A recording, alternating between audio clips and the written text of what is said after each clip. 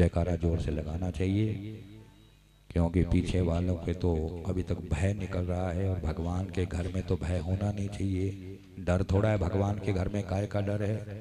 भगवान तो सबके डर को दूर करने वाले हैं, इसलिए भगवान के कार्य में कभी किसी को भयभीत नहीं रहना चाहिए। बोलो सच्चिदानंद भगवान की। अब जब वनवास की सजा पूरी हुई,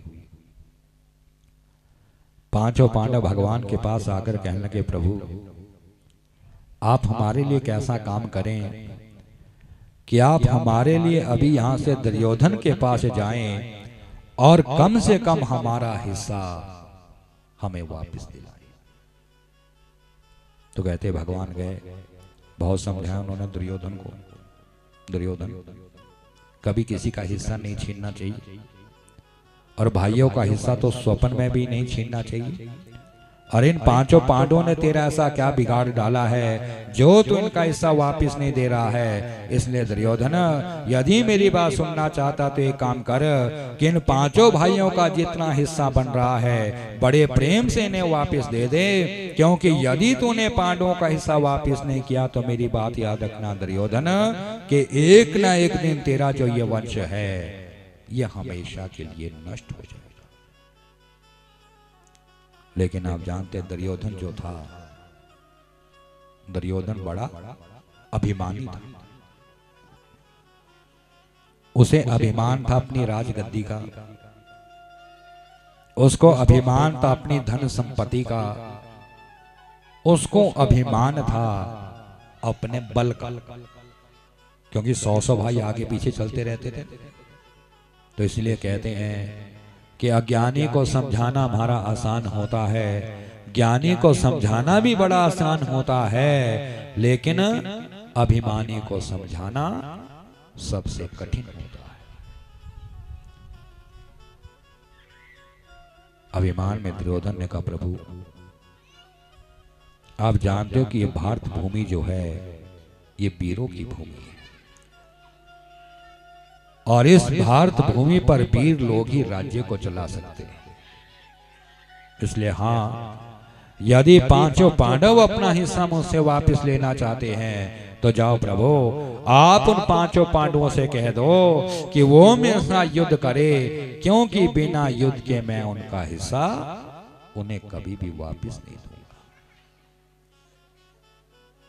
अब देखो, जब उसने युद्ध की बात कह दी तो वहां से भगवान पांचों पांडवों के पास आकर कहने लगे, पांडवों दुर्योधन कोई अच्छा आदमी नहीं है, बड़ा दुष्ट है, बिना युद्ध के तुम्हारा हिस्सा तुम्हें कभी वापस मिल ही नहीं सकता है।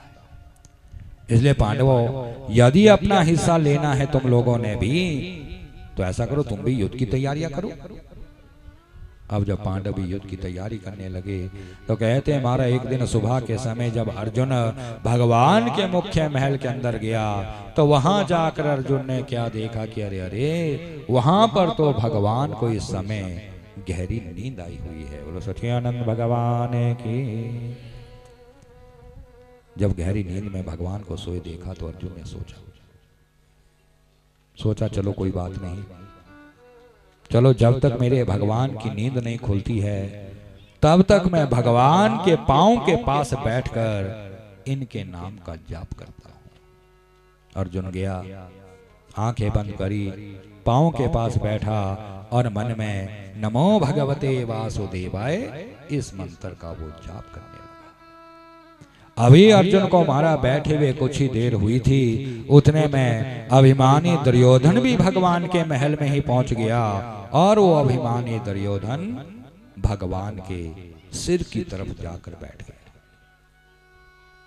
क्योंकि अभिमानी जो होते सिर के ऊपर तो चढ़ते हैं। अर्जुन तो देखो पांव के पास बैठा है, आंखें बंद करके सिर झुकाकर, और अभिमानी दुर्योधन आया और कहां जाकर बैठा? सिर की तरफ, क्योंकि सिर पे तो अभिमानी चढ़ते। जैसे ही दुर्योधन सिर की तरफ जाकर बैठा, वैसी हमारे भगवान की नींद खुल गई।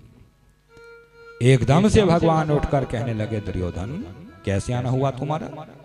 तो उसने कहा, प्रभु क्या बताऊं, ये जो आपके पांव के पास पांडव बैठा है, ये पांचों भाई आज मुझसे युद्ध करने के लिए तैयार हो चुके हैं, प्रभु मैं आपके सामने इसलिए आया हूं क्योंकि मैं आपसे ये जानना चाहता हूं कि आप युद्ध में मेरी क्या सहायता करोगे। क्योंकि जितना संबंध आपका पांडवों के साथ का बना हुआ है उतना संबंध आपका कौरवों के साथ का भी बना हुआ है। आप हमारे भी ऐसे संबंधी है जैसे पांडवों के आप संबंधी है, इसलिए मैं आपके पास आया हूं ये जानने के लिए कि आप युद्ध में मेरी क्या सहायता करोगे। तो भगवान ने कहा दुर्योधन, एक को तो मैं अपनी सेना दूंगा और दूसरे की तरफ केवल मैं तमाशा देखने जाऊंगा, मैं युद्ध बिल्कुल नहीं करूंगा। अब तेरी इच्छा है, तुझे क्या चाहिए, मैं चलूं तेरे साथ की सेना चाहिए तुझे। तो दुर्योधन ने करे प्रभु जब आप युद्ध ही नहीं करोगे तो आपको अपने साथ लेकर मैं क्या करूंगा, क्योंकि मेरे पास तमाशा देखने वाले तो एक से एक बढ़कर महारथी बैठे हुए हैं। हाँ, यदि मुझे देना चाहते हो तो अपनी सेना मुझे दे दो। ठीक है, जाओ ले जाओ। सारी सेना ले गया दुर्योधन। रास्ते में जाकर सोचने लगे देखो मैं कितना भाग्यशाली हूं, मुझसे पहले अर्जुन वहां बैठा था, भगवान ने अर्जुन को नहीं पूछा। यदि भगवान अर्जुन को पूछ लेते तो अर्जुन तो सारी सेना ले जाता। मैं कितना भाग्यशाली हूं कि मैं भगवान की सारी सेना को लेकर आ गया। क्योंकि दुष्ट है ना, और दुष्ट की जो बुद्धि होती है वो छोटी होती है। दुष्ट की बुद्धि केवल इतनी होती है कि आज का दिन निकल गया, अच्छा निकल गया, कल की कल सोचेंगे, लंबी सोच तो उसकी होती नहीं।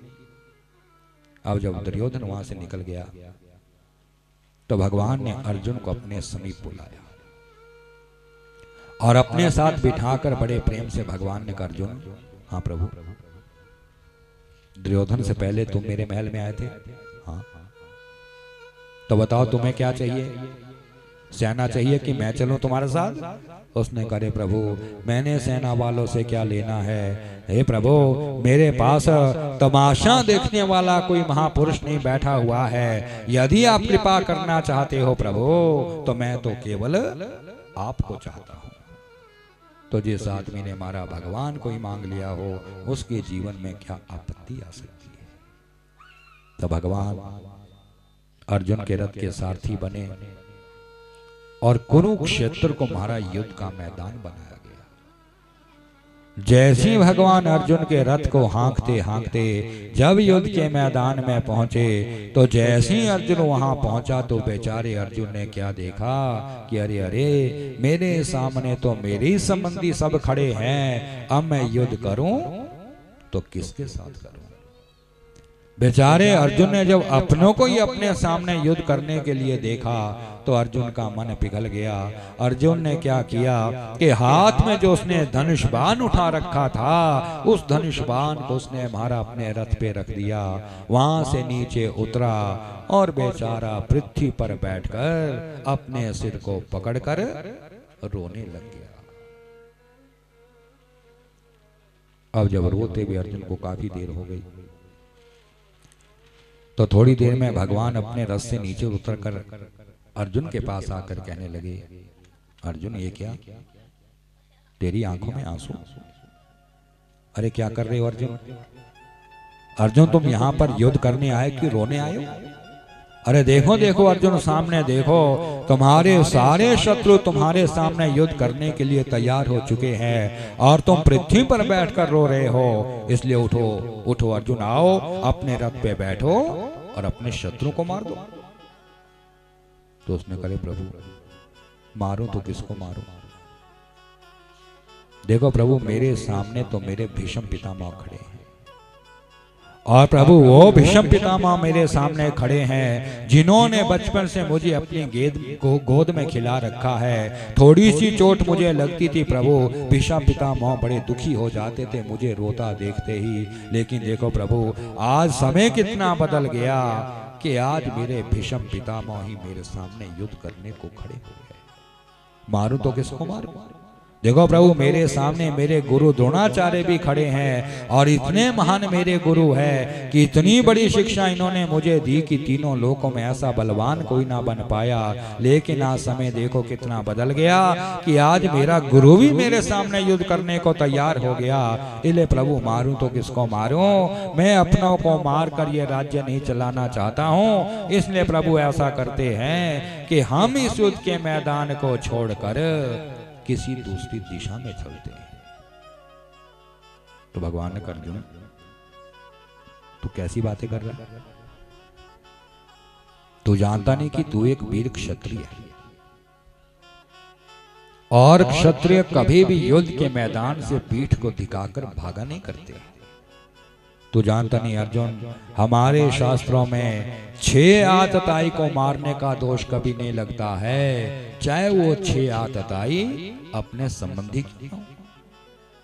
कौन कौन से मारा वो 6 आतताई बताए हैं कि अग्निदा गर्द शेवा शस्त्र पानी धनापह क्षेत्रदारा अपहरता चा खड़े थे आतताई। कि जो किसी के घर को आग लगाए अर्जुन, उसको मारने में दोष नहीं लगता। अर्जुन, जो किसी को शस्त्र दिखाए उसको मारने में भी दोष नहीं लगता। जो किसी के धन को चुरा कर ले जाए अर्जुन, उसको मारने में दोष नहीं लगता। जो किसी की स्त्री को उठाकर ले जाए अर्जुन, उसको मारने में भी दोष नहीं लगता। और जो किसी के हिस्से को जबरदस्ती छीने, उसको मारने में भी दोष नहीं लगता। चिंता क्यों करता अर्जुन? ये शास्त्र बनाए हैं, इसीलिए बनाए हैं क्योंकि अर्जुन, हमारे शास्त्रों में सब कुछ लिखा गया है कि कौन सा कर्म करने योग्य होता है और कौन सा कर्म नहीं करने योग्य होता है। इसलिए हे प्यारे अर्जुन, यदि मनुष्य शास्त्र को देखकर जीवन में अपना कदम आगे बढ़ाता है तो जीवन में उसको कभी कोई दोष नहीं लग सकता। चिंता मत कर, युद्ध कर। अब देखो, जब भगवान ने बड़े बड़े उपदेश सुनाए, बड़ा ज्ञान जब दिया और अर्जुन महाराज जैसे ही युद्ध करने के लिए तैयार हुए, कहते वैसे ही थोड़े ही दिनों में भगवान की कृपा में दृष्टि से अर्जुन ने कौरवों की आधी सेना को मार दिया। बोलो सच्चिदानंद भगवान की। अब जब आधी सेना मर गई तो एक दिन बड़े क्रोध में, गुस्से में दुर्योधन द्रोणाचार्य को ताना देने लगा। दुर्योधन ने कहा, द्रोणाचार्य जी, हाँ आप तो बड़े पक्षपाती निकले। पक्षपाती? हाँ, वो कैसे? देखो द्रोणाचार्य, 5 पांडवों को देखो, 5 पांडवों ने थोड़े ही दिनों में हमारी आधी सेना को मार दिया है और आप हमारे सेना के सेनापति हैं और इतने बलवान सेनापति आप हमारे हैं कि आपको ये वरदान भी मिला हुआ है कि तीनों लोकों में आपको कभी कोई मार नहीं सकता है। लेकिन फिर भी देखो, आपने आज तक एक भी पांडव को नहीं मारा। तो आप पक्षपात नहीं कर रहे तो फिर क्या कर रहे? तो द्रोणाचार्य ने कहा, दुर्योधन तुझे याद नहीं, जिस दिन तो युद्ध करने के लिए तैयार हुआ था उस दिन मैंने तुझे एक बात बता दी थी। उसी दिन मैंने तुझको समझाया था ना कि 5 पांडव जो है ये धर्म का युद्ध कर रहे हैं और धर्म की हमेशा जीत होती है। धर्म के रास्ते पे चलते हुए मनुष्य को दुखों का सामना तो बहुत करना पड़ता है, लेकिन यदि मनुष्य कष्टों का सामना करते हुए भी अपने धर्म के रास्ते पर यदि आगे से आगे बढ़ता रहता है तो आखिर में जीत हमेशा धर्म की होती है। लेकिन चलो ठीक है दुर्योधन, यदि तुझे फिर भी मेरे ऊपर विश्वास नहीं रहा तो कल मैं चक्रव्यूह की लड़ाई को रचूंगा।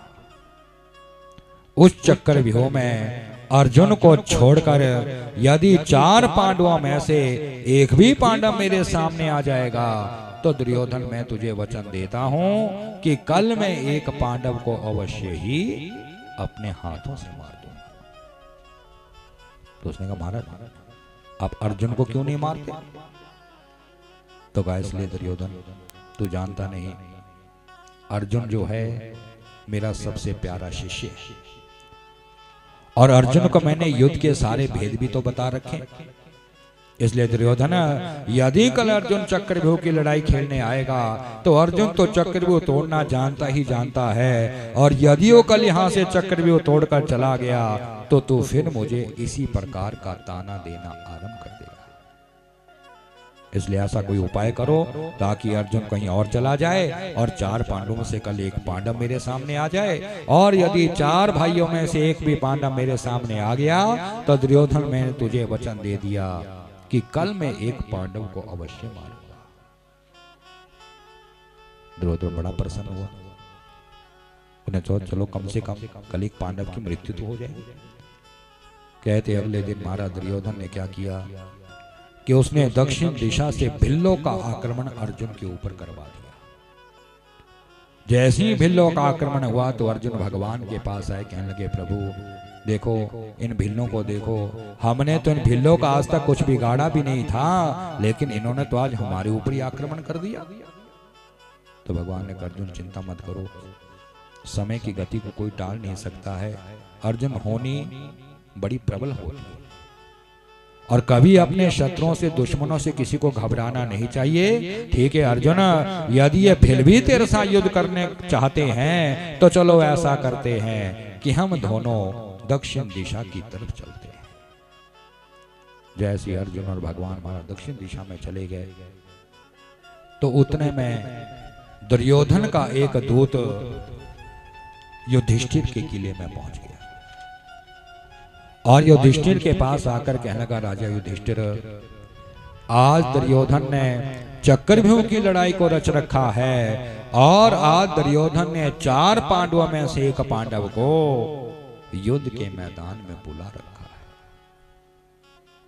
है। ऐसा संदेश देकर जब दूत चला गया और राजा युधिष्ठिर ने महाराज जैसी चक्रव्यूह की बात सुनी, कहते चक्रव्यूह की बात सुनते ही बेचारे युधिष्ठिर के आंखों से आंसू निकल गए। अपने आसन पर बैठकर जब राजा युधिष्ठिर रोने लगे, सभा वहां पर बैठी हुई थी, अभिमन्यु भी वहां में बैठे हुए थे। जैसी अभिमन्यु की नजर युधिष्ठिर के ऊपर गई, अभिमन्यु अपने आसन से खड़ा हुआ, सामने आया और हाथ जोड़कर कहने लगा, महाराज ये क्या, आपकी आंखों में आंसू, ये क्या कर रहे हैं आप एक सम्राट चक्रवर्ती राजा हो, और आप अपने आसन के ऊपर बैठे हो, सभा आपके सामने बैठी हुई है, आपकी आंखों से आंसू निकल रहे हैं।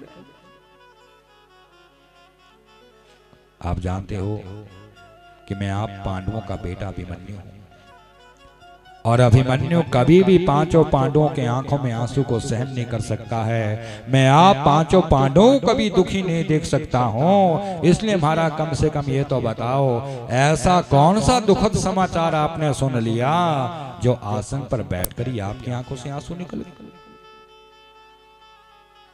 तो युधिष्ठिर ने कहा, बेटा अभिमन्यु, बेटे तुझे क्या बताऊं। देखो बेटा, आज उस दुष्ट दुर्योधन ने समय को देखकर चक्रव्यूह की लड़ाई को रच दिया है,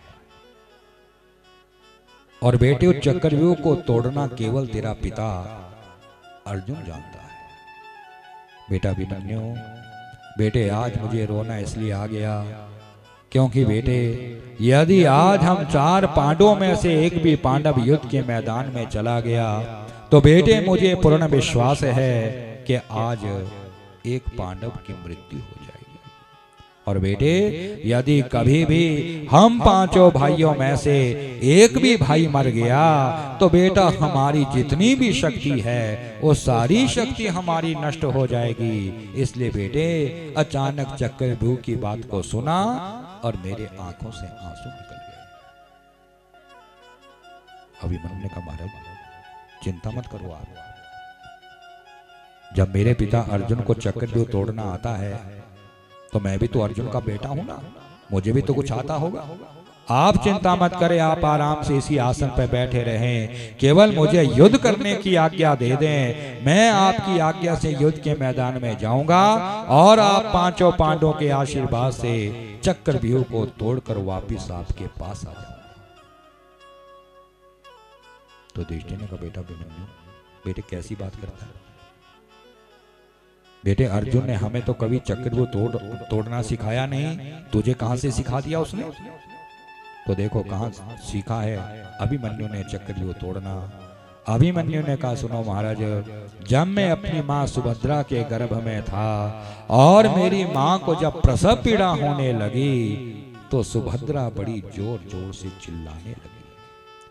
अब उसके रोने की आवाज जब अर्जुन के कानों में गई, अर्जुन भागा भागा महल में गया और सुभद्रा को हाथ से पकड़ कर कहने लगा, अरे सुभद्रा ये क्या कर रही हो? देखो सुभद्रा, आज एक बच्चे को जन्म देते हुए तुम कैसी चिल्ला रही हो? सुभद्रा, बच्चों को जन्म देते हुए कभी चिल्लाना नहीं चाहिए। अरे देख सुभद्रा, जब मैं बड़े बड़े दुश्मनों के बीच में जाकर फंस जाता हूँ तो मैं दुश्मनों के बीच में जाकर चिल्लाता नहीं, बल्कि दुश्मनों के साथ मैं मुकाबला करता हूँ। सुभद्रा तुझे बताऊं कि मैं चक्रव्यूह के 7 दरवाजों को कैसे तोड़ता हूँ? अब ऐसा कह के महाराज जब अभिमन्यु जब अर्जुन सुभद्रा को चक्रव्यूह की बात सुनाने लगे और 6 दरवाजे की बात जब अर्जुन ने सुभद्रा को सुनाई तो कहते उतने में अभिमन्यु का जन्म हो गया। तो अभिमन्यु ने कहा महाराज 6 दरवाजे तोड़ने तो मैंने अपने मां के गर्भ के अंदर सीख लिए, लेकिन 7वां दरवाजा मुझसे तोड़ना नहीं आता है, क्योंकि जितने में मेरे पिता मेरी मां को 7वें दरवाजे की बात सुनाने लगे उतने में मेरा जन्म हो गया। भीमसेन भी वहां बैठे। भीमसेन अपने आसन से खड़े हुए अभिमन्यु को गले से लगाकर कहा, बेटा अभिमन्यु ये तो बहुत अच्छी बात है, बेटे 6 दरवाजे तोड़ने आते हैं ना? हाँ तो ठीक है बेटे, एक काम करना कि तुम सामने से जाकर 6 दरवाजे चक्रव्यूह के तोड़ देना। बेटा 7वें दरवाजे की चिंता मत करना, 7वें दरवाजे को तो मैं भाली तरफ से ही तोड़ दूंगा। क्योंकि कहते हमारा भीमसेन जो थे वो कुछ साधारण योद्धा नहीं थे। भीमसेन की 2 बाजुओं में 10,000 हाथियों की शक्ति थी, बड़ा शक्तिशाली वो भीमसेन था। बेटा अभिमन्यु चिंता मत करना, बेटे 6 दरवाजे तू सामने से तोड़ देना, 7वां दरवाजा मैं भाली तरफ से ही तोड़ दूंगा। युद्ध की तैयारी करो। जैसे अभिमन्यु युद्ध की तैयारी करने लगा और महाराज सिपाही का रूप बनाकर जब अपनी मां सुभद्रा से मिलने के लिए अपनी मां के महल में गया और सुभद्रा ने जैसे ही अपने बच्चे को सिपाही के वेश में देखा तो बड़ी प्रसन्न होकर सुभद्रा अभिमन्यु को गले से लगाकर कहने लगी, उसने कहा बेटा अभिमन्यु, अरे देख बेटे, आज मेरे दूध की परीक्षा होने वाली है। बेटा तू एक वीर क्षत्रिय अर्जुन का बेटा है, इसलिए बेटे हो सकेगा तो दुश्मनों को मारकर ही तू वापिस मेरे पास आना, नहीं तो बेटे मरकर ही तू वापिस मेरी गोद में आना। क्योंकि बेटा यदि तो दुश्मनों को मारकर वापिस आएगा तो चारों दिशाओं में तुम्हारा नाम उज्जवल हो जाएगा। और बेटा अभिमन्यु, यदि आज युद्ध करते करते तुम्हारी मृत्यु भी हो जाएगी तो बेटे मुझे पूर्ण विश्वास है कि तुझे भगवान की प्राप्ति अवश्य होगी। क्योंकि शास्त्र कहता है कि जो मनुष्य अपने राष्ट्र के लिए, अपने देश के लिए या अपने परिवार के लिए जो मनुष्य अपने जीवन का बलिदान दे देता है, अंत समय में उसको भगवान की प्राप्ति अवश्य होती है। ले जा बेटा अभिमन्यु, बेटे तेरी माँ तुझे और तो कुछ ना दे पाएगी, लेकिन जा बेटे, तेरी माँ तुझे इतना आशीर्वाद दे रही है कि तू जल्दी से दुश्मनों को मारकर वापिस मेरी गोद में पहुंच जाएगा। तो माँ का आशीर्वाद तुम्हारा सबसे बड़ा आशीर्वाद होता है। अब माँ का आशीर्वाद लेने के बाद जब अभिमन्यु अपनी पत्नी उत्तरा से मिलने के लिए उत्तरा के महल में गया तो कहते उन दिनों अभिमन्यु की पत्नी उत्तरा जो थी वो मारा गर्भवती थी। उस गर्भवती उत्तरा ने जैसे ही अपने पति को सिपाही के रूप में देखा तो अचानक बेचारी के मुंह से पूंछ निकल गई, टोक निकल गई। उसने कहा रे पतिदेव, आज आप सिपाही बनकर कहां जा रहे हो? जैसी पूंछ लगाई अभिमन्यु को क्रोध आ गया। बड़े गुस्से में, क्रोध में अभिमन्यु ने करी, उत्तरा शर्म आनी चाहिए तुझे। उत्तरा तू इतना भी नहीं जानती कि आजकल युद्ध के दिन चल रहे हैं और मैं सिपाही बनकर कहां जा रहा हूं? बोले देख उतरा, आज तूने जाते हुए ये मुझे पूछ लगाई है, उससे उतरा मुझे ऐसा लग रहा है कि कहीं आज युद्ध करते करते मेरी मृत्यु ना हो जाए। लेकिन चलो उतरा, कोई बात नहीं, मैं मरने से कभी घबराता नहीं हूं, क्योंकि एक न एक दिन तो उतरा संसार छोड़कर सभी को जाना ही जाना पड़ेगा। लेकिन हे उतरा, यदि आज युद्ध करते करते मेरी मृत्यु भी हो जाएगी तो उतरा जीवन में मेरी तो दो बातें हमेशा याद रखना। हे उतरा, जिस प्रकार मैं अपने माता पिता की दिल से सेवा करता हूँ, जिस प्रकार मैं अपने माता पिता की आज्ञा का पालन हमेशा करता हूँ, उतरा मेरे मरने के बाद तू भी हमेशा मेरे माता पिता की सेवा करना। कभी मेरे माता पिता को किसी प्रकार का दुख अपनी तरफ से मत देना, क्योंकि उतरा तुझे मालूम होना चाहिए कि बच्चों के जो भगवान होते हैं, बच्चों के भगवान केवल उसके माता पिता। देखो कितनी अच्छी शिक्षा दे रहा है अपनी पत्नी को, कितना अच्छा ज्ञान दे रहा है अपनी पत्नी को। और आज का जैसा समय होता तो आज का पति तो कहता भी चलो चलो बूढ़ों को मरने दो, घर में इन्होंने बड़ा परेशान कर रखा है, चलो हम तो कहीं और चलते हैं। लेकिन कितना अच्छा ज्ञान दे रहा है, कितनी अच्छी शिक्षा दे रहा है उतरा। बच्चों के भगवान केवल उसके माँ बाप होते हैं। चाहे मेरे माता पिता तुझे कितना भी बुरा क्यों ना कहे, मेरे लिए सब सहन करती रहना और हमेशा मेरी माता पिता की दिल से सेवा किया करना, क्योंकि बच्चों के भगवान केवल उसके माता पिता है। और उतरा दूसरी बात याद रखना कि ये जो मेरा बच्चा तेरे गर्भ में पल रहा है, इस बच्चे को तू अपनी तरह कायर मत बनाना, डरपोक मत बनाना, बल्कि इस बच्चे को भी मेरी तरह ही शक्तिशाली बना देना। जब ऐसी बातें करने लगा, बेचारी उत्तरा की आंखों से आंसू निकल गए। हाथ जोड़कर उत्तरा ने कहा, हे पतिदेव, ना जाने आज मेरे मुंह से बुरी बात कैसे निकल गई, लेकिन स्वामी आप चिंता मत करना। यदि मैंने तन मन से आपकी सेवा की होगी, दिल से यदि आज तक मैंने आपके माता पिता की सेवा की होगी, तो आज मैं अपनी सुहाग का धागा आपकी बाजू में बांधूंगी, और जब तक मेरे सुहाग का धागा आपकी बाजू में बंधा रहेगा, तीनों लोकों में कभी कोई आपको नहीं मार सकेगा। देखो कितना विश्वास है उसको अपने धर्म के ऊपर। अब ऐसा कह के उत्तरा ने क्या किया, कहते मारा उत्तरा ने अपने सुहाग का काला धागा निकाला और अभिमन्यु की दाईं बाजू के ऊपर, सीधी बाजू के ऊपर उसने वो सुहाग का काला धागा बांध दिया। अब जैसे अभिमन्यु अपने रथ पर बैठकर जब युद्ध के मैदान में गया, और जैसे अभिमन्यु महाराज चक्रव्यूह के पहले दरवाजे के सामने पहुंचा, तो वहां जाकर अभिमन्यु ने क्या देखा कि अरे अरे, चक्रव्यूह के पहले दरवाजे पर तो द्रोणाचार्य खड़े। जैसे द्रोणाचार्य को देखा तो देखो कितने अच्छे संस्कार है अभिमन्यु के अंदर। इसीलिए कहते हैं बच्चों को बचपन से ही अच्छे संस्कार डालने का प्रयास करना चाहिए, क्योंकि हमारा बचपन में जो संस्कार बच्चों में चले जाते हैं, बुढ़ापे तक वही संस्कार उसके अंदर बने रहते हैं। कितने अच्छे संस्कार है। जैसे अभिमन्यु पहले चक्रव्यूह के दरवाजे पे पहुंचा तो क्या देखा कि अरे, चक्रव्यूह के पहले दरवाजे पर तो द्रोणाचार्य खड़े। अभिमन्यु ने क्या किया कि जो उसने अपने हाथ में धनुष बाण उठा रखा था, उस धनुष बाण को उसने एकदम से अपने रथ पे रखा, अपने रथ से वो नीचे उतरा, आगे बढ़ा और आगे बढ़कर द्रोणाचार्य के पांव छूने लगा। बोलो सच्चिदानंद भगवान की। देखो कितने अच्छे संस्कार हैं।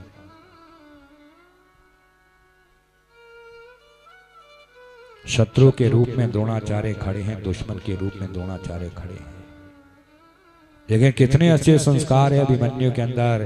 जानता है अभिमन्यु क्या कि ये द्रोणाचार्य जो है ये मेरे पिता के भी गुरु है, तो जब ये मेरे पिता के गुरु है तो मेरे तो गुरु दादा है, तो मेरा ये परम कर्तव्य बनता है कि युद्ध आरंभ करने से पहले मैं इनका आशीर्वाद ले लूं। जैसे पांव छूने लगा, द्रोणाचार्य ने एकदम से अभिमन्यु को उठाया, गले से लगा लिया और गले से लगाकर बड़े प्रेम से पूछा, बेटा अभिमन्यु कैसे आना हुआ बेटे?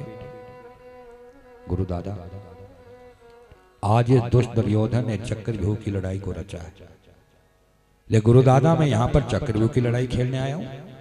उन्होंने कहा, बेटे कैसी बात करता है बेटा अभिमन्यु, अभी तो बहुत छोटा है बेटे, अभी तुम्हारे खेलने खाने के दिन पड़े हुए हैं। जाओ जाओ बेटा अभिमन्यु, वापिस चले जाओ और 4 पांडवों में से एक पांडव को युद्ध के मैदान में भेज दो। गुरु दादा कैसी बातें कर रहे हैं? आप जानते नहीं मैं कौन हूं? मैं अभिमन्यु हूं, और वो अभिमन्यु हूं जो अर्जुन का बेटा है, और मारा उस अर्जुन का बेटा हूं जो आपका परम शिष्य है। हे गुरु दादा, आपने मेरे पिता को तो कभी ऐसी कैर भरी बातें सिखाई नहीं। आपने मेरे पिता को इतना बलवान बनाया कि तीनों लोकों में ऐसा बलवान कोई नहीं हुआ, और आप मुझे ऐसी शिक्षा दे रहे हो कि मैं मैदान छोड़कर वापिस चला जाऊं? नहीं नहीं गुरु दादा, ये मेरे साथ कभी जीवन में नहीं होगा। मैं कभी युद्ध के मैदान से पीठ दिखाकर नहीं भागूंगा। ठीक है, यदि आपका मन भी मेरे साथ युद्ध करने को हो रहा है तो मैं आपके साथ भी युद्ध करने को तैयार हो जाऊंगा, लेकिन मैं वापस इस मैदान को छोड़कर कभी नहीं जाऊंगा। बेचारे द्रोणाचार्य ने भी सोचा, रे देखो कितना हठीला ये अभिमन्यु, क्यों ना हो इसका बाप भी जब इतना हठीला तो बेटा क्यों नहीं होगा? तो द्रोणाचार्य ने कहा, ठीक है बेटे, यदि तू बिना युद्ध के वापस नहीं जा सकता तो बेटा अभिमन्यु मैं तो तुम्हारे साथ युद्ध बिल्कुल नहीं करूंगा। क्यों? क्योंकि बेटे तू तो मेरे शिष्य का बेटा है। ले जा बेटा, आज मैं पहला दरवाजा बिना युद्ध के तेरे लिए छोड़ देता हूं। ऐसा कह के जब द्रोणाचार्य जी महाराज किनारे पे चले गए, और उतने में अभिमन्यु जैसे ही पहला दरवाजा लांग कर चक्रव्यूह के जब दूसरे दरवाजे पर पहुंचा तो उस दुर्योधन ने क्या किया? कहते उसने अपने 6 दरवाजों के वीरों को इकट्ठा कर दिया, और उन 6 दरवाजों के वीरों को इकट्ठा करके कहा कि हे वीरों, जब हमारे सेनापति ने चक्रव्यूह का नियम ही तोड़ दिया है तो ऐसा करो, तुम भी 6 के 6 वीर एक ही दरवाजे पर इकट्ठे हो जाओ और अभिमन्यु को मार दो। जैसे 6 वीर एक दरवाजे पर इकट्ठे आ गए और अभिमन्यु पे महाराज जब बाणों की बारिश करने लगे तो कहते जब तक तो बेचारे अभिमन्यु के पास बाण रहे, लड़ता रहा, लेकिन जैसे उसके बाण समाप्त हो गए वैसी 6 वीरों के बाण अभिमन्यु की छाती पे लग गए। और आप जानते जब थोड़ी सी भी चोट किसी को लगती है तो सबसे पहले किसकी याद आती है? अपने माता पिता की। जैसी 6 वीरों के बाण छाती पे लगने लगे, चिल्ला उठा बेचारा अभिमन्यु और बड़े जोर से चिल्लाता हुआ अपने पिता को याद करते हुए कहने लगा, हे पिताजी, आपने तो मेरी माँ को ये बताया था ना कि एक दरवाजे पर अकेला दुश्मन आकर मेरे साथ युद्ध करेगा। पिताजी, यदि आज अकेला दुश्मन आकर मेरे साथ युद्ध करता तो आपकी कृपा से आज मैं सभी को अपने हाथों से मार देता। लेकिन देखो पिताजी, इन दुष्टों ने कितना बड़ा धोखा आज मुझे दिया है। किस तरह ये 6 वीर बाणों की बारिश मेरे ऊपर करते ही जा रहे हैं। इसलिए हे पिताजी, यदि आज मेरी मृत्यु हो जाएगी तो मेरी मौत का बदला इनसे अवश्य ले लेना। ऐसा कहते कहते बेचारा अभिमन्यु चिल्लाता हुआ हमारा पृथ्वी पे गिर गया और पृथ्वी पर गिरकर बड़ी जोर जोर से तड़फने लगा।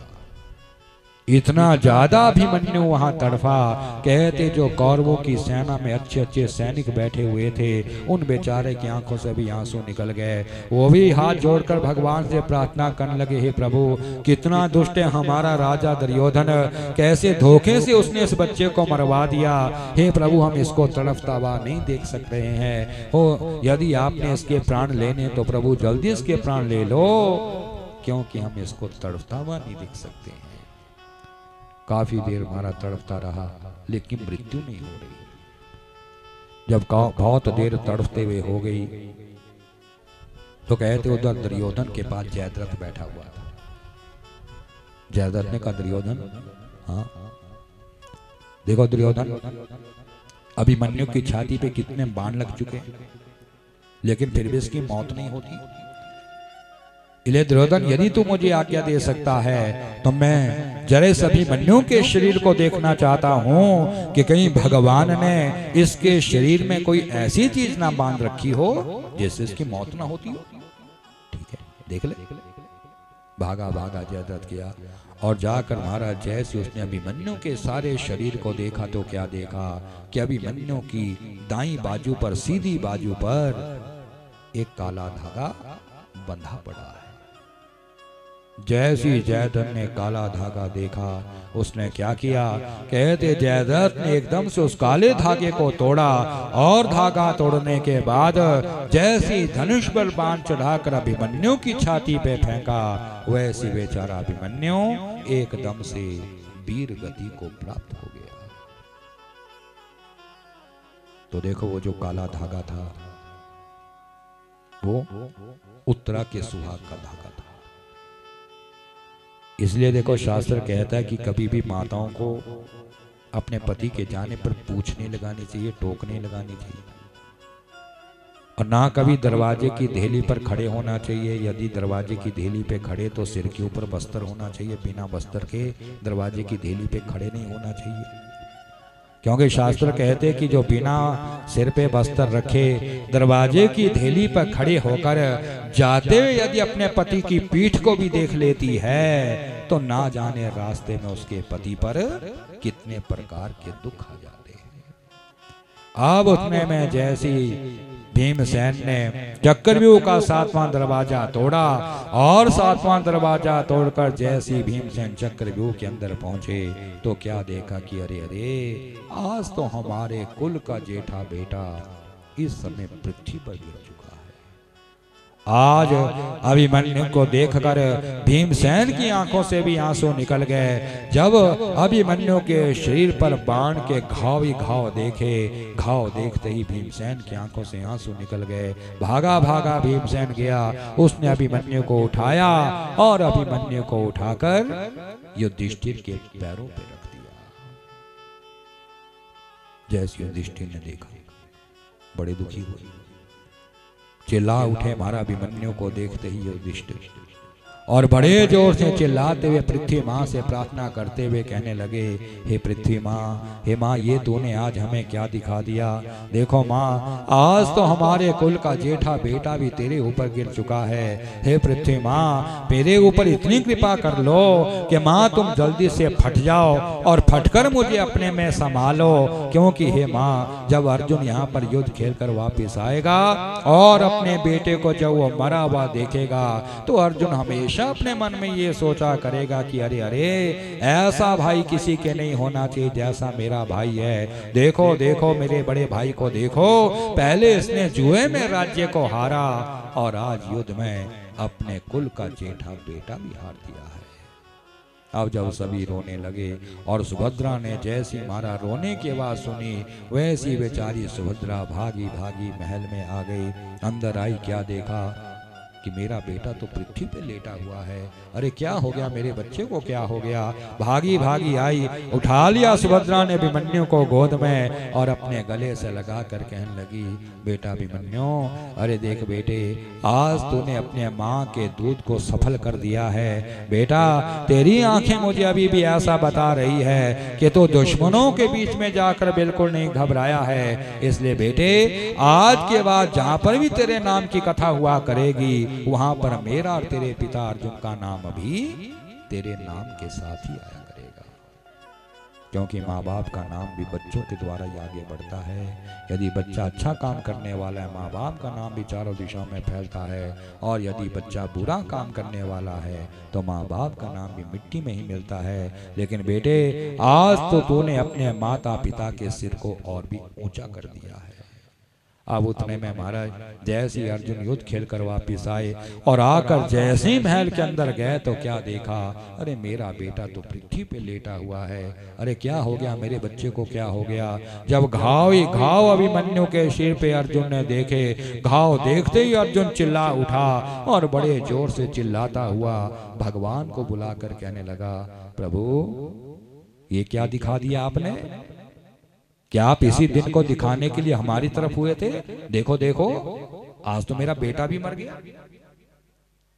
तो भगवान ने कहा अर्जुन, मैं किसी को कुछ दिखाता नहीं। तू जानता नहीं अर्जुन कि त्रेता युग में राम भगवान ने एक मर्यादा स्थापित करी है कि जो जिसका कर्ज खाकर इस संसार में मरता है वो अगले जन्म में बाप और बेटे के रूप में आता है। यदि वो कर्ज खाने वाला पिता है और उस पिता ने यदि अपने बच्चे का पूरा कर्ज वापस कर दिया है तो बेटे से पहले पिता की ही मृत्यु हुआ करती है। और अर्जुन, यदि कर्ज खाने वाला बेटा है और उस बेटे ने यदि अपने बाप का पूरा कर्ज वापस कर दिया है तो बाप से पहले बेटे की ही मौत हुआ करती है। इसलिए प्यारे अर्जुन, ये तेरा बेटा नहीं था, अरे इसने तो तेरा कर्ज खा रखा था। आज ये तेरे कर्ज को पूरा करके वापिस अपने घर चला गया है। अपने मन को दृढ़ करो, पक्का करो और अभिमन्यु को उठाकर शमशान भूमि पर ले चलो। जैसे पांचों पांडव अभिमन्यु को उठाकर ले गए, चंदन की चिता के ऊपर अभिमन्यु को लेटा दिया। जैसी अर्जुन की नजर गई कि मेरे बच्चे को चिता पे लेटा दिया है तो बेचारा तड़फ उठा, जोर जोर से चिल्लाता हुआ भागता भागता अर्जुन आया और आकर जैसी उसने अभिमन्यु के मुंह के ऊपर से वस्त्र को फाड़ा, वस्त्र फाड़ते ही अर्जुन ने क्या देखा कि अरे अरे, मेरे बच्चे के मुंह से तो अभी भी खून ही बह रहा है। कौन बाप अपने बच्चे के खून को निकलता हुआ देख पाता है? जैसी अर्जुन ने अभिमन्यु के मुंह से खून बहता हुआ देखा, वैसी बेचारा अर्जुन मूर्छित होकर पृथ्वी पे गिर गया। भगवान आए, अर्जुन को होश में लाया, उठाकर गले से लगाकर कहा अर्जुन, जो होना था हो गया। समय की गति को अर्जुन कोई नहीं डाल सकता, होनी बड़ी प्रबल होती है। ले अर्जुन, ऐसा करो, अपने मन को दृढ़ करो, अपने मन को पक्का करो और जल्दी से सिर की तरफ जाकर अपने बेटे को अग्निदान कर दो। उन्होंने कहा प्रभु देखो प्रभु, मैं कितना अभागा बाप हूं, कहाँ तो मेरे बच्चे ने अपने हाथों से मुझे अग्निदान देना था, और देखो प्रभु कहाँ आज मेरा बेटा मेरी आंखों के सामने चिता के ऊपर लेटा हुआ है। इसलिए प्रभु ऐसा अभागा पिता संसार में किसी के नहीं होना चाहिए जैसा कि आज मैं बन गया हूँ। कोई बात नहीं अर्जुन, जो होना था हो गया। मन को दृढ़ करो, पक्का करो, सिर की तरफ से आग लगा दो अपने बेटे को। कहते अर्जुन ने अपने हाथ में मारा, अग्नि का पुंज लिया और सिर की तरफ जाकर जैसी अर्जुन आग लगाने के लिए तैयार होने लगे, वैसी बेचारा अर्जुन फिर मूर्छित होकर पृथ्वी पर गिर गया। क्योंकि आप जानते हैं पुत्र शोकम महाकष्टम, मनुष्य के जीवन में चाहे हमारा कितने बड़े से बड़े दुख क्यों ना आ जाए, सारे दुखों को मनुष्य सहन कर लेता है, लेकिन यदि बच्चे का दुख किसी भी मनुष्य के ऊपर आता है तो बच्चे का दुख सबसे बड़ा दुख होता है। जब मूर्छित होकर अर्जुन गिरे तो भगवान फिर आए, होश में लाया। होश में लाकर अर्जुन क्या कर रहे हो, जो होना तो हो गया ना। देखो अर्जुन सामने देखो, तुम्हारे सारे दुश्मन कौरव यहाँ शमशान घाट में तमाशा देखने को बैठे हुए हैं और तेरे सारे दुश्मन मन ही मन में बड़ा प्रसन्न हो रहे हैं। सब मन में सोच रहे कि कितनी अच्छी चोट अर्जुन के मन दिल के ऊपर लगी है। इसलिए अर्जुन जीवन में मेरी एक बात याद रखना कि चाहे जीवन में बड़े से बड़ा दुख भी क्यों ना आ जाए, यदि अपने सामने अपना कोई दुश्मन खड़ा है तो अर्जुन उस समय अपने को इतना दृढ़ कर लो, अपने को इतना पक्का बना लो कि दुश्मन के सामने एक भी आंसू अपने आंखों से मत गिरने दो। क्योंकि जितना तू रोता रहेगा ना, उतने तेरे दुश्मन जो है प्रसन्न होते रहेंगे। उन्होंने कहा प्रभु होने दो, सबको प्रसन्न होने दो, सबको खुशियां मनाने दो। प्रभु क्या करूं, चोट इतनी बुरी मेरे दिल पे लगी है कि आज मेरा दिल का टुकड़ा मेरे सामने चिता के ऊपर लेटा हुआ है। इसलिए प्रभु मैं अपने आंसू को रोक नहीं पा रहा, नहीं लगा सकता प्रभु आग, नहीं लगा सकता इन हाथों से अपने बेटे को मैं आग, क्योंकि मैंने तो कभी इन हाथों को भी अपने बच्चे के ऊपर नहीं उठाया है और आप कह रहे हो कि इन हाथों से अपने बेटे को अग्निदान कर दो। नहीं प्रभु, ऐसा नहीं हो सके। चलेगा, नहीं दे सकता मैं आग, इसलिए आप तो मेरे मित्र हो, मेरे सखा हो, और कदम कदम पर आप ही तो मेरी रक्षा करते हो। इसलिए प्रभु ऐसा करे कि आज आप ही अपने हाथों से मेरे बेटे को अग्निदान दे दें। तो भगवान ने कहा ठीक है अर्जुन, यदि मेरे हाथों से अपने बच्चे को अग्निदान दिलाना चाहता है तो याद रखना, जब मैं 125 वर्ष पूरा करने के बाद सरकंडा की झाड़ी में शरीर छोड़कर जाऊंगा ना, तो वहां पर तो मुझे और मेरे पूरे परिवार वालों को अपने हाथों से अग्निदान दे देना। ठीक है प्रभु, देख लूंगा बाद में, अभी मेरे बेटे को आप अग्निदान करो। अब भगवान ने अपने हाथ में अग्नि का पुंज लिया और महाराज सिर की तरफ जाकर जैसे ही भगवान अभिमन्यु को आग लगाने लगे, कहते वहां आग लगाते लगाते भगवान के आंखों से भी आंसू निकल गए। भगवान ने सोचा, अरे मुझे देखो, मैं तो तब अवतार लेकर आया था कि बड़े बड़े पापियों को सबक सिखाऊंगा, लेकिन मुझे देखो आज मैं किस तरह इस बच्चे को अपने हाथों से आग लगा रहा हूं। अब और तो जैसे कैसे हमारा लोगों ने दुख को सहन कर ही लिया, लेकिन जो अभिमन्यु के आधे अंग की हिस्सेदार उत्तरा थी, वो उत्तरा जैसी सती होने के लिए सामने आई और जैसी वो चिता में छलांग लगाने के लिए तैयार हुई, तो भगवान ने उत्तरा को पकड़ लिया और कहा, उत्तरा ये क्या कर रही हो, तुम जानती नहीं इस समय तुम्हारे गर्भ में तुम्हारे पति का अंश पड़ा हुआ है। हे उत्तरा, यदि तूने अपने पति के अंश को अपने ही पेट में मार दिया तो अगले जन्म में तुझे और भी छोटी अवस्था में विधवा बनना पड़ेगा। इसलिए देखो शास्त्र कहता है कि कभी भी मनुष्य को गर्भपात नहीं करवाना चाहिए, क्योंकि गर्भपात सबसे बड़ा पाप होता है, इसलिए गर्भपात नहीं करवाना चाहिए। पर क्या करें, आज तो ऐसे ऐसे कानून बना दिए हैं, क्योंकि हम सनातनियों को लोग नरक में ले जाना चाहते हैं, उल्टे काम करवा रहे हैं। कई देशों में तो ऐसे कानून बन गए कि महाराज जब इच्छा हो तब गर्भपात करवा लो, तीसरे महीने करवाना तीसरे करवा लो, पांचवें करवाना पांचवें करवा लो, क्योंकि नरक में डलवाना चाहते ना सबको। लेकिन ये गर्भपात सबसे बड़ा पाप बताया गया है। हे उत्तरा, यदि तूने अपने पति के अंश को अपने ही पेट में मार दिया तो मेरी बात याद रखना कि अगले जन्म में तुझे और भी छोटी अवस्था में विधवा का दुख सहन करना पड़ेगा। ले जाओ इस बच्चे को पालो।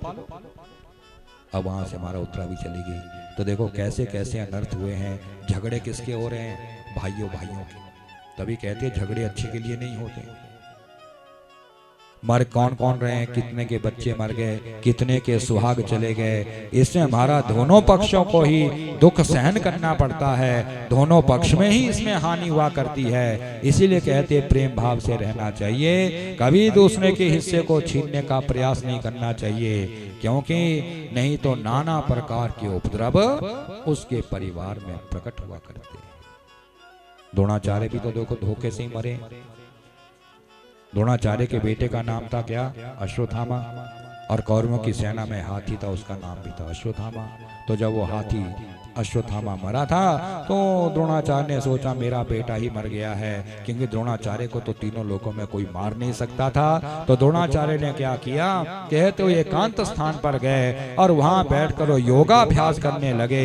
ऐसा योगाभ्यास उन्होंने किया कि योगाभ्यास करते करते ही द्रोणाचार्य ने अपने प्राणों का त्याग कर दिया। लेकिन उतने में द्रुपद राजा का बेटा धृष्टद्युम्न एकदम से सामने आया और उसने तलवार निकालकर द्रोणाचार्य की गर्दन को ही काट दिया। जब अश्वत्थामा ने देखा तो दुर्योधन के पास गया। दुर्योधन, आज पांडवों की वजह से मेरे पिता को मरना पड़ा। दुर्योधन, यदि मैं पांचों पांडवों के सिर काटकर तुम्हारे पास लेकर आऊं तो मुझे क्या मिलेगा? तो दुर्योधन ने कहा, अरे अश्वत्थामा, तू पांचों पांडवों को तो छोड़, यदि एक भी पांडव का सिर काट कर ला सकता है, जो तेरे मन में आएगा मुझसे मांग लेना। क्योंकि देखो अश्वत्थामा, हम पहले 100 भाई थे, आज मैं 100 में से अकेला बच गया, थोड़ी देर में मेरी भी मौत होने वाली है। और वो पांडव पहले भी 5 थे, आज भी 5 के 5 इस संसार में बैठे हैं, यही सबसे बड़ा दुख मेरे मन में जा रहा है। इसलिए अश्वत्थामा, तू पांचों को तो छोड़, यदि एक भी पांडव का सिर काट के ला सकता है, तो जो तेरे मन में आएगा मुझसे मांग ले। तो कहते एक दिन आधी रात के समय अश्वत्थामा जब पांडवों के किले में गया तो देखा कि अंदर कोई 5 आदमी सोए हुए हैं। सोचा पांचों पांडव सोए होंगे, तलवार निकाली, 5 सिरों को काटा। दुर्योधन के पास गया, दुर्योधन देख एक की बात कर रहा था ना, मैं तो पांचों के सिर ले आया, देख तो सही। जैसे दुर्योधन ने उन सिरों को देखा, क्या देखा कि महाराज अश्वत्थामा ने पांडवों के सिर नहीं काटे, बल्कि उसने तो 5 पांडवों के 5 बच्चों के सिर काटकर आज दुर्योधन के सामने रख दिए। क्रोध आया दुर्योधन को, अरे क्या किया अश्वत्थामा, तो बच्चों के सिर काट के मेरे पास लेकर आया। अरे देख, आज तूने मेरे कुल के ऊपर बाल हत्या का पाप भी चढ़ाई दिया। बचना है अश्वत्थामा, भाग जा, क्योंकि यदि अर्जुन को पता लग गया तो अर्जुन यहीं आएगा और तुझे यहीं अपने हाथों से मार देगा। यदि अपने को बचाना है तो भाग जा। अश्वत्थामा भाग गया। अगले दिन सुबह के समय जब द्रौपदी बच्चों के महल में गई, क्या देखा, 5 बच्चों के धड़ी धड़ पड़े हैं, सिर ना जाने कहां चले गए। जब रोने लगी तो भगवान आए, कहा क्या हुआ द्रौपदी, प्रभु ना जाने कौन मेरे बच्चों के सिर काट के ले गया, बताओ तो सही ये कुकर्म किसने किया। जब भगवान ने ध्यान लगाया तो अर्जुन को बुलाकर कहा, अर्जुन ये कुकर्म तेरे गुरु द्रोणाचार्य के बेटे अश्वत्थामा ने किया है। इस समय जंगल में भाग रहा है, जाओ उसे पकड़ो, द्रौपदी के सामने लाओ। अर्जुन गए, पकड़ लिया, बालों से पकड़कर सारे रास्ते से घसीटते हुए अश्वत्थामा को लाए और महाराज द्रौपदी के सामने लाकर अर्जुन जैसी तलवार निकालकर अश्वत्थामा को मारने के लिए तैयार हुए। तो देखो द्रौपदी कितनी महान है, कितनी दयावान है। जैसी अर्जुन अश्वत्थामा को मारने लगे, द्रौपदी भागी भागी आ गई, पकड़ लिया अर्जुन को।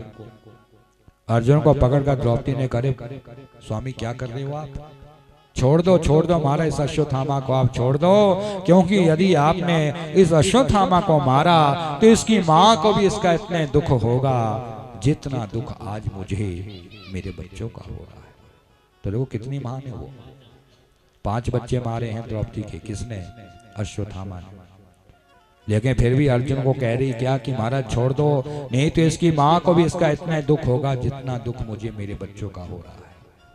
इसलिए कहते यदि कोई किसी को कोई दुख दे रहा है तो हमारा ये कर्तव्य नहीं बनता कि हम 10 गुना दुख देना उसे आरंभ कर दें, क्योंकि हमारा कर्मों का फल तो सभी को मिलता ही मिलता है। भगवान ने तो स्वयं कहा कि अरे मनुष्य, मैंने तो अपना रूप देकर तुझे इस संसार में कर्म कमाने के लिए भेज रखा है, जा कर्म करता रहे, फल की इच्छा अपने मन में कभी मत लाना, क्योंकि जैसा कर्म तेरे हाथों से होगा वैसा फल तुझको अवश्य मिल जाएगा।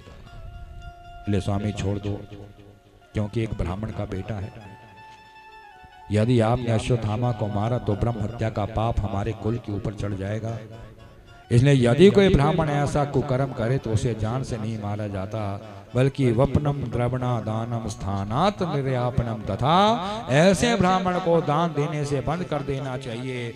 ऐसे ब्राह्मण को महाराज देश निकाला दे देना चाहिए। इले स्वामी ऐसा करें कि आप इस अश्वत्थामा की मणि को छीन लें और इसको देश निकाला दे दें।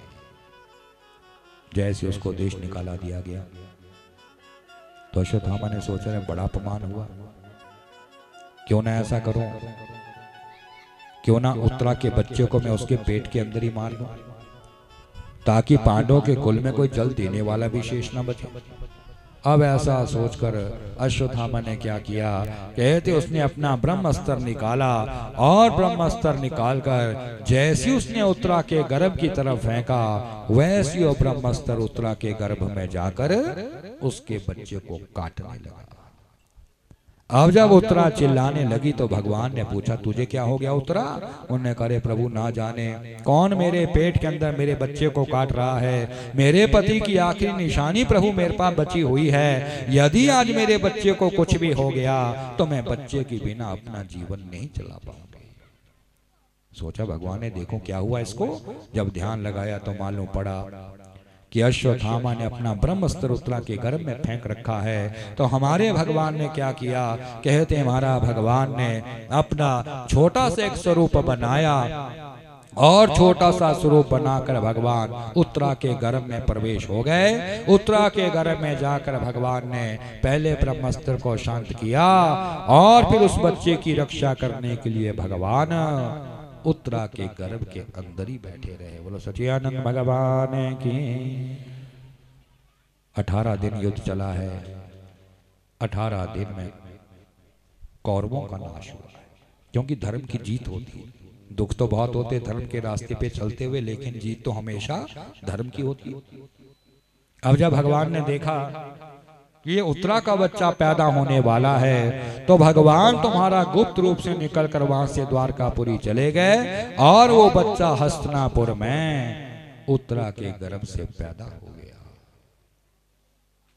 तो राजा युधिष्ठिर अपने कुल पुरोहित को बुलाकर कहने लगे पंडित जी हमारा बेटा अभिमन्यु जो था उस अभिमन्यु का बच्चा आज उत्तरा के गर्भ से पैदा हो गया है। पंडित जी ऐसा करें जरा आप इस बच्चे की जन्म पत्री बनाएं और ये तो बताएं इस बच्चे का नाम क्या रखा जाएगा। जैसे ही पंडित जी ने हमारा उस बच्चे की जन्म पत्री बनाई तो पंडित जी ने कहा राजा युधिष्ठिर यदि तुम इस बच्चे के नाम रखना चाहते हो तो आज से तुम्हारे इस बच्चे के 2 नाम पड़ जाएंगे। एक तो विष्णु भगवान ने दिन रात इस बच्चे की रक्षा इसके मां के गर्भ के अंदर करी है, उससे पहला नाम तो इस बच्चे का विष्णु रात पड़ेगा। और दूसरा इस बच्चे ने अपने मां के गर्भ के अंदर चतुर्भुज भगवान को देखा है। 4 हाथ वाले भगवान को इसने अपने मां के पेट के अंदर बैठकर देखा है, जिसके एक हाथ में शंख है, दूसरे में चक्र है, तीसरे में गदा है, चौथे में कमल का फूल है, सिर पर मुकुट, कानों में कुंडल, पैर में नूपुर, गले में तुलसी की माला और पीले वस्त्र वाला। बोलो सच्चिदानंद भगवान की। ऐसा रूप जो इसने अपने मां के पेट में देखा है, उस रूप को देखने के लिए बच्चा सारे संसार में घूमेगा और सारे संसारिक मनुष्य की ये परीक्षा करेगा। मैं ऐसा दयावान होगा जो मेरे बच्चे की रक्षा करेगा। देखो देखो इस दुष्ट आदमी को देखो, इसने किस तरह आज मेरे बेटे बैल की 3 टांगे तोड़ दी। कोई तो मेरे बच्चे को बचाओ। गौ माता ने जब रक्षा की पुकार करी, परीक्षित एकदम से घोड़े से उतरे और सामने जाकर हाथ जोड़कर कहने लगे गौ माता तुम कौन हो? ये बैल कौन है मां? और ये दुष्ट आदमी कौन है जिसने इस बैल की 3 टांगे तोड़ दी? तो गौ माता ने कहे परीक्षित मैं तो पृथ्वी का रूप हूं और ये जो मेरा बेटा बैल है ये धर्म का रूप है। इसलिए हे राजा परीक्षित आज हम दोनों माँ बेटा जब भगवान विष्णु से मिलने जा रहे थे तो रास्ते में पापी कलयुग हम लोगों को मिल गया और इस पापी कलयुग ने मेरे बेटे धर्म की 3 टांगे तोड़ दी। माँ कौन कौन सी टांगे तोड़ी? तो कहा परीक्षित पहली टांग मेरे बेटे धर्म की तपस्या की थी। यह तपस्या की टांग इस कलयुग ने आते मेरे बच्चे की तोड़ डाली है। अब कलयुग में तुझे कहीं पर भी तपस्वी मनुष्य की प्राप्ति नहीं होगी। राजा परीक्षित दूसरी टांग मेरे बेटे धर्म की पवित्रता की थी। ये पवित्रता की टांग भी इस कलयुग ने आते मेरे बच्चे की तोड़ डाली है। अब कलयुग में तुझे कहीं पर भी पवित्रता दिखाई नहीं देगी। हे परीक्षित तीसरी टांग मेरे बेटे धर्म की दया की थी। ये दया की टांग भी इस कलयुग ने आते मेरे बच्चे की तोड़ डाली है। अब कलयुग में भाई भाई की दया नहीं करेगा, बेटा बाप की दया नहीं करेगा। तो देखा ही आज आपने कि आज हमारे संसार में दया का भाव बिल्कुल समाप्त हो गया। कोई भी रिश्ता हमारा अपना रिश्ता नहीं रहा, सब मतलब के रिश्ते रह गए। यदि कोई किसी को कुछ दे रहा है तो रिश्ता भी एक दूसरे का बना रहता है, और यदि देना बंद कर दें तो खास रिश्ता भी दुश्मन के रूप में बदल जाता है। इसलिए हे परीक्षित, इस कलयुग ने मेरे बेटे धर्म की 3 टांगे तो तोड़ दी है, लेकिन हाँ अभी चौथी टांग मेरे बेटे धर्म की सत्य की बची हुई है। इसलिए जब तक इस संसार में सत्य रहेगा, ये संसार चलता रहेगा, और जब ये चौथी टांग सत्य की भी टूट जाएगी तो नाना प्रकार के उपद्रव इस संसार में प्रकट हो जाएंगे। जैसे परीक्षित ने सुना, उसने एकदम से मारा, कलयुग को पाश में बांध दिया, और कलयुग को पाश में बांधने के बाद जैसे ही कलयुग को मारने के लिए परीक्षित तैयार हुए तो कलयुग पैरों पर गिर गया और दया की भीख मांगने लगा। कलयुग ने कहे, परीक्षित मुझे मारकर तुझे क्या मिलेगा? अरे मैंने तो समय के अनुसार इस संसार में आना ही आना था। सतयुग भी आया, त्रेता भी आया, द्वापर भी आया, मैंने भी तो आना था ना। मुझे मारकर तुझे क्या मिलेगा? हे परीक्षित, तुम मुझे रहने के लिए जो जो स्थान बताओगे मैं वहां पर अपना वास कर लूंगा, अपना घर बना लूंगा, लेकिन मुझे जान से तो मत मारो। जब दया की भीख मांगी तो राजा परीक्षित दया के वशीभूत होकर कहने लगे, चल ठीक है कलयुग, यदि तो मेरे कहने के अनुसार संसार में अपना स्थान लेना चाहता है तो जा, आज से मैं तुझे रहने के लिए 4 स्थान देता हूं। देखो 4 स्थान परीक्षित ने दिए कलयुग को रहने के लिए। कहां कहां? कि द्योतम पानम स्त्रिय सोना यत्र धर्मा चतुर्विधा, कि जहां पर लोग जुआ खेला करेंगे कलयुग, वहां पर तेरा वास होगा। जहां पर लोग मदिरा का पान किया करेंगे कलयुग, वहां पर तेरा वास होगा। जहां पर लोग गणिकाओं का गमन किया करेंगे कलयुग, वहां पर तेरा वास होगा। और जहां पर लोग जीवों की हत्या किया करेंगे वहां पर तेरा वास होगा। इसलिए जाओ, आज से मैं तुम्हें रहने के लिए संसार में 4 स्थान दे देता हूं। तो कलयुग ने कहे, परीक्षित तूने मुझे रहने को 4 स्थान तो दे दिए, लेकिन मैं इन 4 स्थानों में जाकर खाऊंगा क्या? जुआ खेलने वाले के पास गया, वहां भी कुछ नहीं मिलेगा। मजरा वाले के पास गया, वहां भी मुझको कुछ नहीं मिलेगा। गणिकाओं के पास गया, वहां भी कुछ नहीं मिलेगा। और जीवों की हत्या करने वाले के पास गया तो वहां भी मुझे कुछ नहीं मिलेगा। परीक्षित, जब मुझे रहने को तुम 4 स्थान देना ही चाहते हो तो अरे कम से कम 1 स्थान मेरी इच्छा से तो मुझे दे दो। हाँ ठीक है, मांगो, कहाँ रहना चाहते हो? तो उन्होंने कहा, परीक्षित मैं जात रूप में सोने में रहना चाहता हूं, क्या मुझे सोने में रहने दोगे? जैसी सोने में रहने की बात कही, तुम्हारे परीक्षित ने सोचा, रे क्या मांग लिया इसने, ये सोना तो हमारे देश का सबसे बड़ा धन है। अब यदि ये कलयुग सोने में बैठ गया तो सोना तो हमेशा को ही नष्ट हो जाएगा। तो करवट को बदलकर, बात को बदलकर राजा परीक्षित ने कहा कि देखो कलयुग, सारे सोने में तेरा वास कभी नहीं होगा। जो सोना झूठ बोलकर या धोखाधड़ी से जो धन कमाया जाएगा उस सोने में हमेशा तेरा वास हुआ करेगा। जैसे कलयुग ने सुना, वहां से कलयुग उठा, और मारा उठने के बाद जो राजा परीक्षित के सिर के ऊपर वो सोने का मुकुट लगा हुआ था, उस सोने के मुकुट में जाकर कलयुग बैठ गया। क्योंकि आप जानते हैं कि राजा के घर में और मंदिरों में पाप और पुण्य दोनों कमाई इकट्ठी होती है।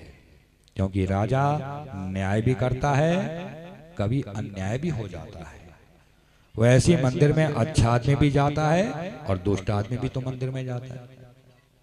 तभी कहते हैं, ना तो राजा का पैसा छीनना चाहिए, खाना चाहिए ज्यादा, और ना मंदिरों का पैसा खाना चाहिए, नहीं तो बड़ा पाप लगता है। क्यों? क्योंकि पाप पुण्य दोनों कमाई यहीं पे तो इकट्ठी होती है।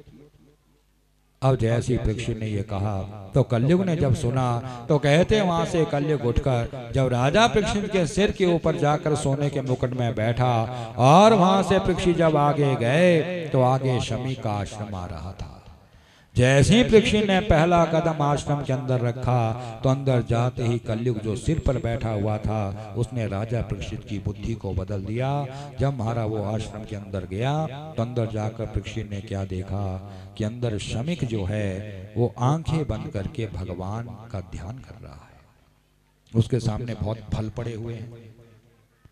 परीक्षित की जब बुद्धि भ्रष्ट हुई तो परीक्षित के मन में विचार आया।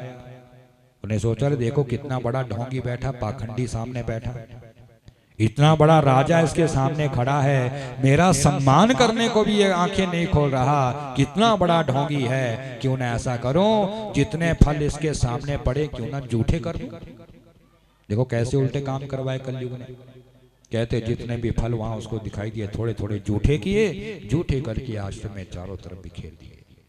कोने में एक जल का घड़ा भरा पड़ा था, उस जल के घड़े को भी उसने फाड़ दिया। बाहर निकला, रास्ते में मरा हुआ तक्षक सांप दिखाई दिया। बुद्धि भ्रष्ट हुई। परीक्षित ने सोचा क्यों न ऐसा करूं, क्यों न इस मरे हुए तक्षक सांप को उठाकर मैं शमी के गले में डाल दूं। क्यों? क्योंकि जब ये आंखें खोलेगा और अपने गले में जब ये सांप को देखेगा तो घबरा जाएगा। अब ऐसा सोचकर उसने क्या किया, परीक्षित ने बाण के अग्रभाग से उस सांप को उठाया, मरे हुए तक्षक को उठाया और अंदर जाकर शमी के गले में डाल दिया। ऐसा कुकर्म करने के बाद जब परीक्षित वापिस हस्तिनापुर में गए तो अपने सिर के मुकुट को उतार कर परीक्षित ने सोचा भला देखूं तो सही आज सुबह से लेकर मैंने क्या क्या काम किए।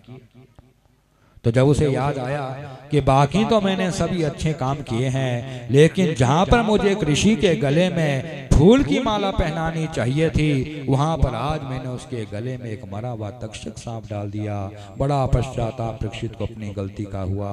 हाथ जोड़कर भगवान से प्रार्थना करने लगा, हे प्रभु, मेरे पूर्वज तो हमेशा साधु ब्राह्मणों का सम्मान किया करते थे, मेरे पूर्वजों ने तो कभी ऐसा दुष्कर्म अपने हाथ से नहीं किया। ना जाने प्रभु आज मेरी बुद्धि को क्या हो गया, जो इतना बड़ा पाप मैंने अपने हाथों से किया। इसलिए हे प्रभु, इस पाप की जो भी सजा आपने मुझे देनी होगी वो सजा मुझे इसी जन्म में दे देना, ताकि मैं उस पाप से बचने के लिए कोई ना कोई उपाय कर सकूं। बड़ा पश्चाताप महाराज उसको अपनी गलती का हुआ। और देखो ये पश्चाताप ही सबसे बड़ा प्रायश्चित होता है। आज के समय में हम लोग गलतियों पे गलतियां करते रहते हैं। आज हम अपनी गलती का पश्चाताप कभी करते नहीं है, तभी तो कोई रास्ता हमको मिलता नहीं है। इसलिए कहते हैं कि यदि मनुष्य को अपनी गलती का पश्चाताप हो जाए, इससे बड़ा प्रायश्चित जीवन में और कुछ नहीं हो सकता है। भगवान भी उसको कोई ना कोई रास्ता अवश्य दिखाया करते हैं। अब उतने में उधर शमी का बेटा ऋषि श्रृंग जब अपने आश्रम में गए, देखा सारा आश्रम किसी ने गंदा कर रखा है, किसी ने मेरे पिता के गले में मरा हुआ तक्षक सांप डाल रखा है। तो उस बच्चे को क्रोध आया, उसने अपने पिता के गले से वो मरे हुए तक्षक सांप को अपने हाथ में लिया और रोता हुआ भगवान से प्रार्थना करते हुए शाप देते हुए कहने लगा कि हे प्रभु, यदि मैंने तन मन से आज तक पिता की सेवा की होगी और स्वप्न में भी यदि मैंने अपने पिता को कोई दुख ना दिया होगा, तो आज मैं उस दुष्ट आदमी को शाप देता हूं कि जिस किसी ने मेरे पिता के गले में ये मरा हुआ तक्षक सांप डाल रखा है, यही तक्षक आज से ठीक 7वें दिन जीवित होकर जाएगा और उस दुष्ट आदमी को डंसकर मौत की नींद सुलाएगा। जैसे उसने ये शाप दिया, शमी की आंखें खुल गई। आंखें खोलते शमी ने कहा, बेटे ये तूने क्या कर दिया? बेटा ये जो पाप हुआ है ये राजा परीक्षित के हाथों से हुआ है। और बेटे उसने जानबूझकर ये पाप नहीं किया, ये कलयुग उसके सिर पे बैठा था, कलयुग ने उसकी बुद्धि को भ्रष्ट किया है।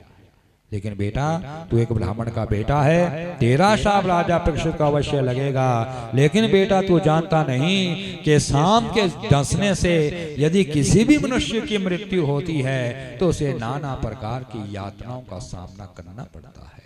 इसलिए बेटे हमने राजा परीक्षित को नरक में नहीं जाने देना। क्यों? क्योंकि यदि तो राजा परीक्षित जानबूझकर पाप करता, हम उसको नरक में जाने देते, लेकिन अनजाने में बेटे उसके हाथ से ये पाप हुआ है, इसलिए हमने उसको नरक में नहीं जाने देना है। इसलिए बेटे एक काम करो कि तुम अभी यहाँ से हस्तिनापुर में जाओ और वहां पर जाकर राजा परीक्षित को समझाओ कि यदि वो नरक से बचना चाहता है तो आज ही वो राजपाट को छोड़कर गंगा के किनारे श्रीमद् भागवत की कथा सुनने को चला जाए।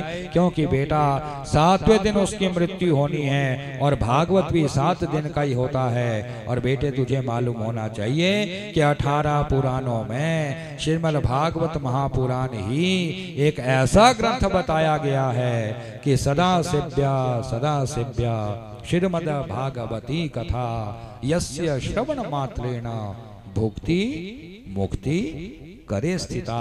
केवल सुनने मात्र से ही मन की इच्छा भी भागवत मनुष्य की पूरी करता है बेटे, और मोक्ष की प्राप्ति भी ये मनुष्य को दिया करता है। जाओ समझाओ।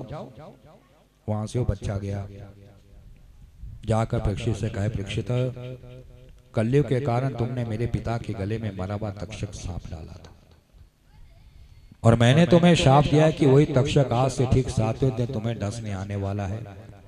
इसलिए परीक्षित यदि नरक से बचना चाहते हैं तो आज ही राजपाट को छोड़कर गंगा के किनारे श्रीमद् भागवत की कथा सुनने को चले जाओ।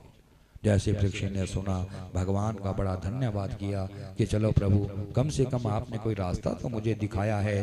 राजा परीक्षित ने अपने बेटे जन्मेजय को बुलाया, अपने सिर का मुकुट उतार कर अपने बेटे जन्मेजय के सिर के ऊपर रख दिया, और उसी समय राजा परीक्षित राजपाट को छोड़कर अब गंगा के किनारे कथा सुनने को पहुंच गए। अब श्रोता बने हैं कौन? राजा परीक्षित, और वक्ता पहुंच चुके हैं इस समय कौन? सुखदेव मुनि।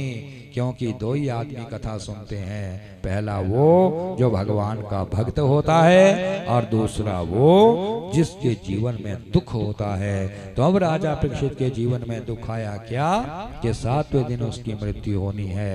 तो अब राजा परीक्षित नरक से बचने के लिए और भगवान से मिलने के लिए गंगा के तट पर श्रीमद् भागवत की कथा सुनने को बैठ चुके हैं। बोलो सच्चिदानंद भगवान की, श्रीमद् भागवत महापुराण की, गौ माता की जय, यजमान की, श्रोतागणों की, गाँव नगरी की, दिवंगत आत्मा की जय।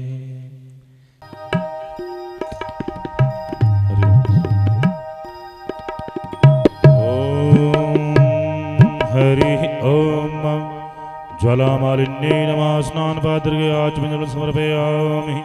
रत्नेश्वर्यै नमः। हरि ओम। चन्द्रमा मनसो जातचक्षुः सोऽजो अजायत, श्रोत्राद्वायुश्च प्राणश्च मुखादग्निरजायत।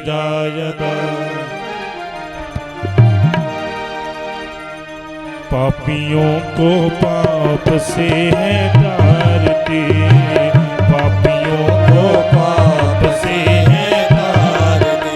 ये भागवत भगवान की है आरती, पापियों को पाप से है तारती, पापियों को पाप से है तारती। ये अमर ग्रंथ, ये मुक्ति पंथ, ये पंचम वेद निराला, नव ज्योति जलाने वाला। ये अमर ग्रंथ, ये मुक्ति पंथ, ये पंचम वेद निराला, नव ज्योति जलाने वाला। हरि नाम यही हरि धाम यही, हरि नाम यही हरि धाम यही। ये जग मंगल की आरती, पापियों को पाप से है तारती। श्री भागवत भगवान की है आरती, पापियों को पाप से है तारती, पापियों को पाप से है तारती। ये शांति गीत पावन पुनीत, पापों को मिटाने वाला, हरि दर्श कराने वाला। ये शांति गीत पावन पुनीत, पापों को मिटाने वाला, हरि दर्श कराने वाला। ये सुख करनी ये दुख हरनी, ये सुख करनी ये दुख हरनी। श्री मधुसूदन की आरती, पापियों को पाप से है तारती। श्री भागवत भगवान की है आरती, पापियों को पाप से है तारती, पापियों को पाप से है तारती। ये मधुर बोल जगवंत खोल, सन्मार्ग दिखाने वाला, बिगड़ी को बनाने वाला। ये मधुर बोल जगवंत खोल,